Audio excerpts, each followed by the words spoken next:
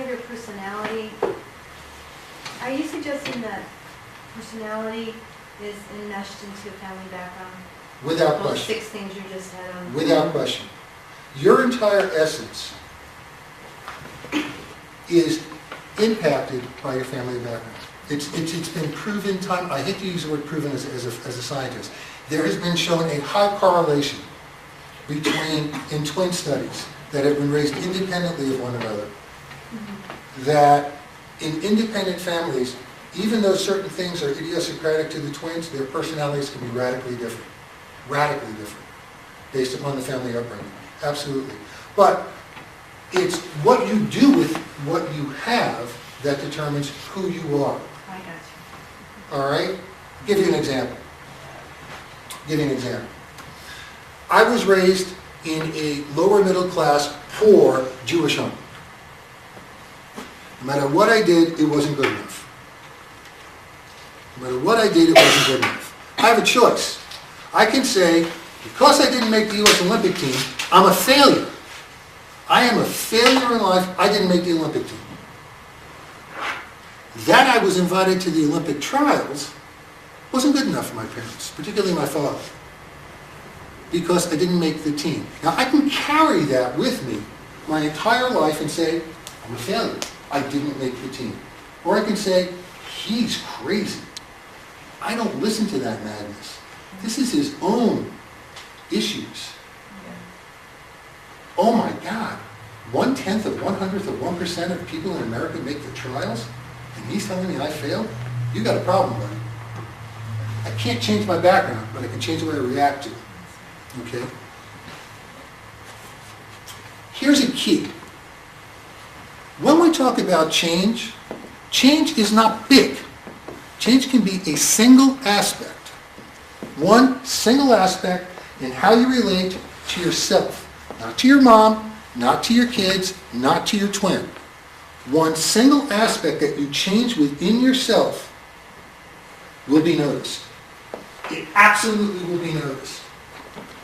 And it becomes immediately apparent to others. Immediately. Somebody commented that, I saw something into you Sunday night I'd never seen before. And all I did was tweak one little aspect in me. And a friend of mine Sunday night commented and said, I've never seen you like that before. And I'm not using me as an example, but it's a perfect one because when we think about change, we think change. Change can be little. And it becomes instantly noticed. The change is both internal and external. Meaning you change the way you think, but then you have to marry it with the change the way you act.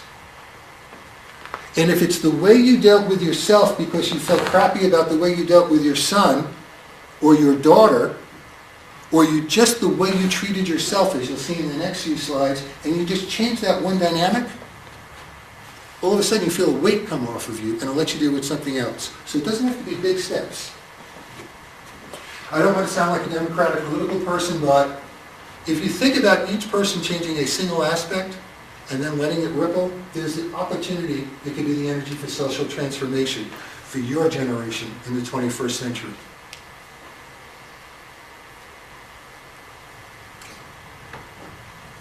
This is a critical slide for me, and I want to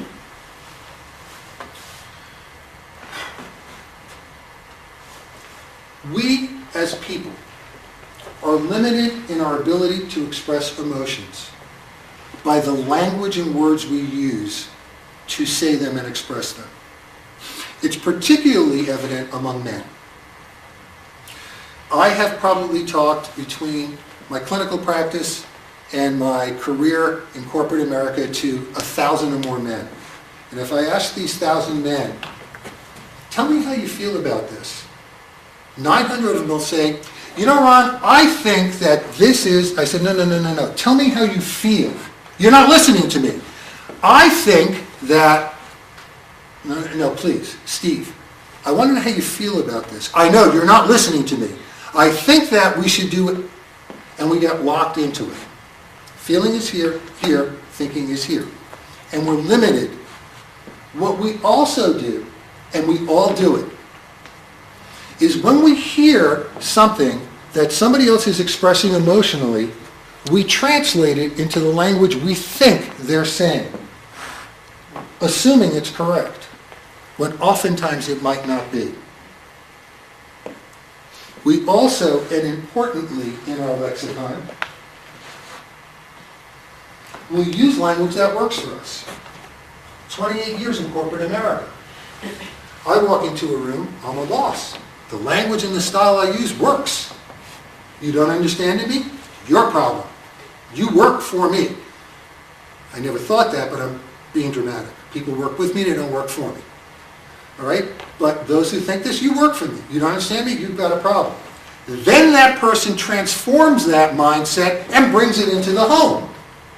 Because it works where 70% of his or her life takes place.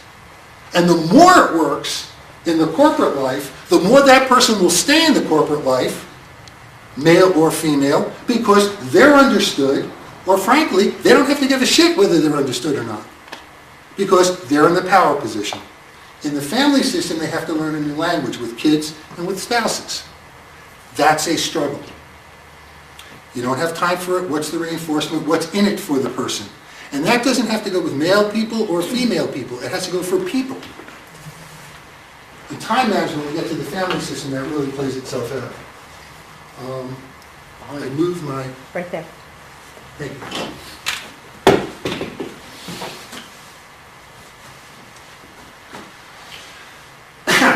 1992-93, men are from Mars, women are from Venus. Folks, it is not simply that men are from Mars and women are from Venus. We are all from planet Earth. We just simply have different lexicons of emotional expression. When I say to my daughter, you know, I'm really disappointed in you, all I mean is that I'm disappointed. Nothing more, nothing less. The words are precise. She hears, Ron's mad at me. I suck. I didn't say that, but that's what she hears.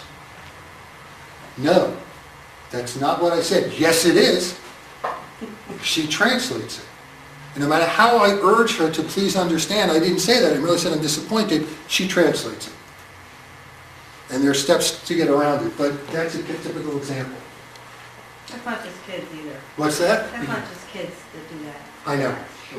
I just made it safer talking about kids right now. Because they're going to say, the young people in here are going to say to their parents, Mom, didn't you hear what I said? I said that I'm okay.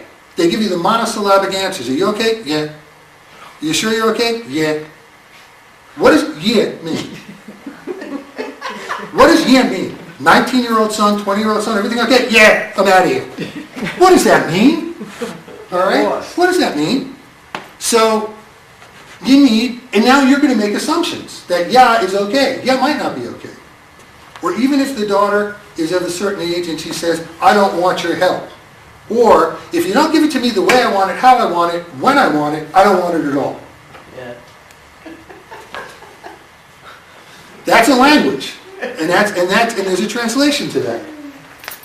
Okay. There is a host. I said something to Alana at Perks one morning. I said if I had unlimited assets, so I never had to worry about earning a living, I would love to do the work and write a book, The Language of Emotions.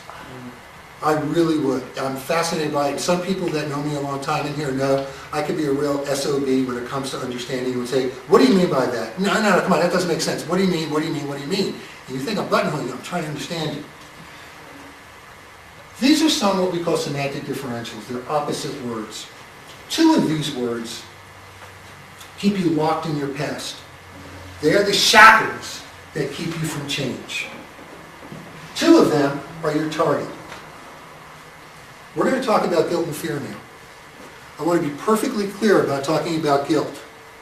Guilt is good when it comes to setting down morals and laws. When it comes to saying killing and certain things are bad, the term guilt is applicable. So I went to Danny, and Danny says that guilt is a feeling of responsibility of remorse for some offense, crime, wrong, etc. Pay attention whether real or imagined. It's self-reproach for supposed inadequacies or wrongdoing. In the truest form of guilt, you're a bad person. When you are guilty, you are bad. You did something bad, and maybe you are bad for doing it. In the Slaxo form of guilt, you did something bad, but you might not be bad. There are other words that come into play. Then there's fear, a distressing emotion.